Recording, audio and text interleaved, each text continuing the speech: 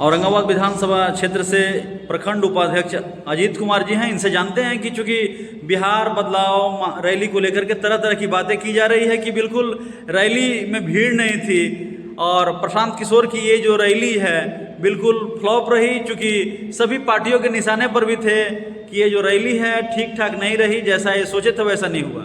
क्या आप वहाँ गए थे? रैली में हम गए थे और रैली में बहुत अच्छी भीड़ थी और इस रैली में एक खास चीज़ देखने को मिला कि बहुत सी रैलियां में लोग जाते हैं और कुछ देर में निकल जाते हैं। यहाँ जो लोग सुबह से गया था और वो आदमी 6 बजे तक 6:30 बजे तक इंतजार किया और फ्राइडे रहने के कारण हमारे जो बच्चे थे, विद्यालय के बच्चे, हम लोग व्यवस्था परिवर्तन करने आए हैं, ना कि व्यवस्था में व्यवधान करने आए हैं। तो व्यवस्था परिवर्तन के दिशा में हम लोगों ने 2 बजे के बाद रखा था कि स्कूल की छुट्टी हो जाएगी, बच्चे चल जाएंगे तब आएंगे। लेकिन जिला प्रशासन और सरकार के रवैया के चलते हमारे लोग नौबतपुर की तरफ फंसे रह गए, जहानाबाद वाला रोड में उधर फंसे रह गए, इधर गांधी सेतु पे फंसे रह गए, जिसके चलते 5-5.5 लाख जो लोग आना था वो नहीं आकर के 2.5 लाख लोग आए। कितने लोग यहाँ से गए थे? औरंगाबाद से अमूमन 500 से 700 लोग हम लोग टीम बना करके। मैं पूरे विधानसभा की बात कर रहा हूँ। यहाँ पूरे विधानसभा क्षेत्र कितने गए थे? पूरे विधानसभा से 20 से 25 हज़ार के बीच में गए थे लोग, जो बस से, छोटी गाड़ी से और बहुत से लोग ट्रेन के माध्यम से। प्रशांत किशोर जिस विजन को लेकर निकले हैं, जो इनका मिशन है, उसको कैसे देखते हैं आप? उस बिहार बदलाव की तरफ हम लोग बढ़ रहे हैं, हम लोग बहुत करीब हैं। जो कल जो सी वोटर का सर्वे आया था उसमें आप देखे होंगे कि इनका ग्राफ अचानक से 5% जंप किया और बाकी लोगों का 5%, 7%, 2% डाउन किया।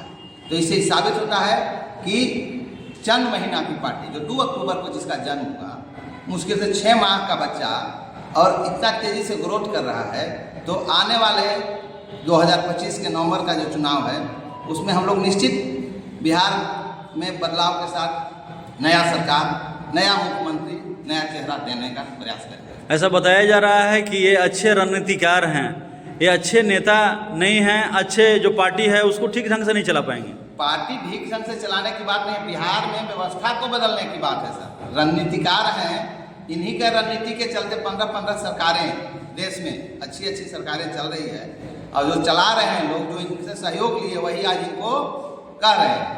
तो हमको उससे मतलब नहीं है, हमको अपना बिहार बदलने से मतलब है और बिहार बदलने की दिशा में इनका जो काम है वो बेहतर है और उस काम में हम लोग इनके कदम से कदम मिलाकर इनके साथ चल रहे हैं और चल करके नवंबर के महीना में हम लोग सरकार बदल देंगे, व्यवस्था बदलेंगे। क्या लग रहा है, सही लोग, सही सोच और सामूहिक प्रयास का जो नमूना लेकर चले हैं तो वैसे लोग जुड़ रहे हैं?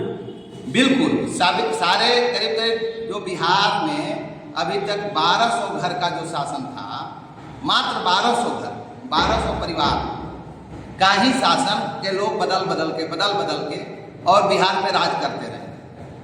तो उसका इस बार सफाया होगा और नए चेहरे, नए युवा साथी इस बार आएंगे।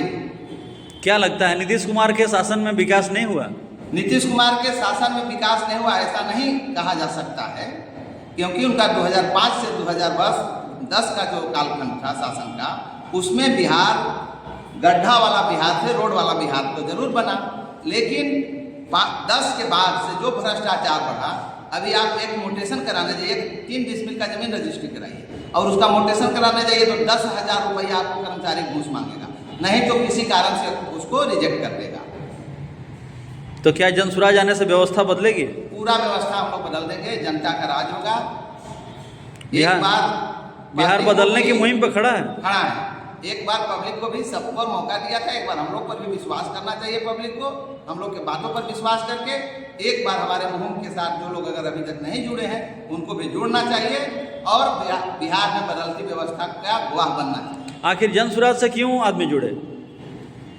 हम लोग इस सड़ी हुई व्यवस्था से, जो भ्रष्टाचार